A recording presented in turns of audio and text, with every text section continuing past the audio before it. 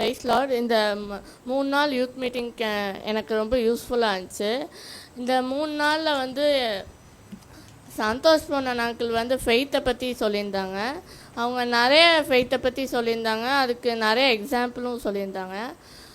அதை நான் என் வாழ்க்கை விதத்தில் பார்க்கும்போது எனக்கு இப்படி தான் இருந்துச்சு. நாங்கள் இந்த காலப்பட்டி வீட்டுக்கு வந்ததுக்கப்புறம் எங்கள் வீட்டுக்கு டெய்லி ஒரு பூனை வரும். அந்த பூனைக்கு சரி பூனை தானே பாவமாக இருக்கேன்ட்டு நாங்கள் சரி கொஞ்சோண்டு பால் கொடுத்தோம்.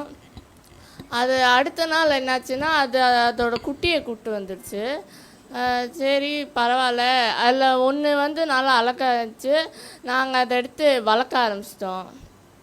அப்படியே எங்களோட நல்லா சேர்ந்து ஜாலியாக அது வளர்ந்துச்சு.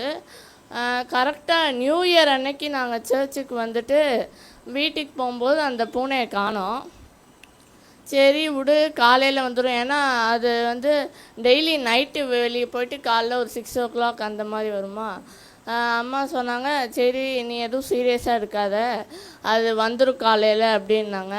அப்படியே ஒரு 12 நாள் ஆயிடுச்சு. நாங்களும் தேடினோம், ஃபேமிலி ப்ரேயர்லாம் பண்ணோம்.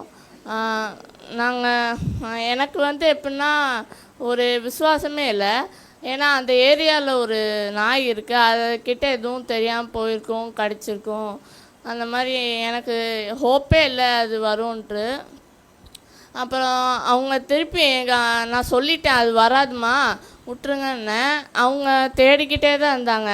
இல்லை அதெல்லாம் வரும், நீ இப்படி இருக்காத அப்படின்னு தேடிக்கிட்டே இருந்தாங்க.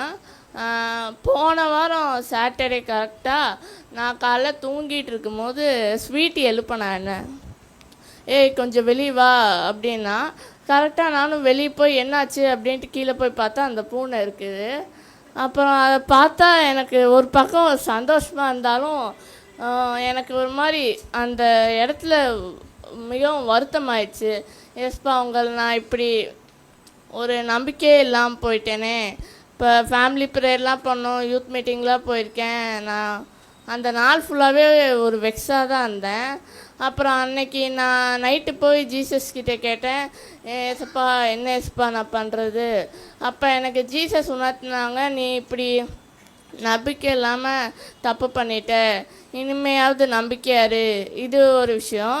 செகண்ட் விஷயம், சந்தோஷ் பொன்னன் அங்கிள் சொன்னாங்க, நீங்கள் எல்லோரும் உங்கள் வாழ்க்கையை ஜீசஸ் கிட்டே இப்போவே கொடுக்கணும் அப்படின்னாங்க. நான் அந்த சமயத்தில் சீரியஸாக இருக்கலை.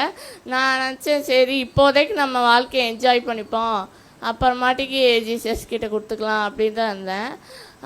அப்புறம்தான் சந்தோஷ் பொன்னன் அங்கிள் சொன்னாங்க, நரகத்தில் இன்னும் 14 years பசங்க பொண்ணுங்க இருக்காங்க. அந்த காரியம் ஹார்ட்டை டச் பண்ணி உணர்த்துச்சு. ஆனால் ஜீசஸ்க்கு என் வாழ்க்கையை இப்போயே ஒப்பு கொடுக்கலான்ட்டு இருக்கேன். ஆமென்.